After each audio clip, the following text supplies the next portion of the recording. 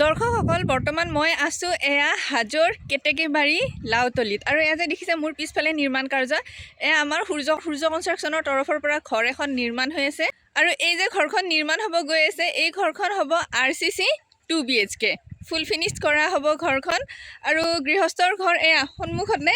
তেওঁলোকে মানে আজিৰ পৰা এবছৰ আগতে আমাক যোগাযোগ কৰি থৈ দিছিলে সূৰ্য কনষ্ট্ৰাকশ্যনক যোগাযোগ কৰি থৈ দিছিলে আৰু যেতিয়া তেওঁলোকৰ গোটেইখিনি সুবিধা মিলিছে তো এয়া ঘৰখনৰ খুটা পুটা বেছি দিন হোৱাই নাই জানুৱাৰীৰ 16 তাৰিখ 2026 চনৰ জানুৱাৰীৰ 16 তাৰিখ অৰ্থাৎ মাঘৰ 2 তাৰিখে এয়া খুটা পুটা হৈছে এতিয়া বৰ্তমান ইমানখিনি কাম মানে আগবাঢ়িছে আৰু পিছফালে যে ঘৰটো দেখিছে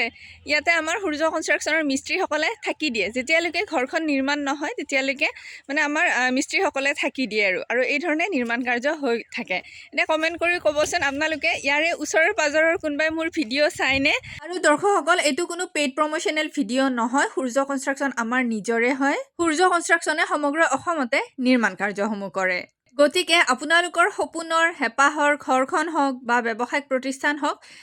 তেনেধৰণৰ নিৰ্মাণ কাৰ্যৰ কাৰণে বিনা দ্বিধাই সূৰ্য কনষ্ট্ৰাকশ্যনৰ এই স্ক্ৰীনত দিয়া ফোন নম্বৰত যোগাযোগ কৰিব পাৰে ঠিক আছে দিয়ক বাৰু ধন্যবাদ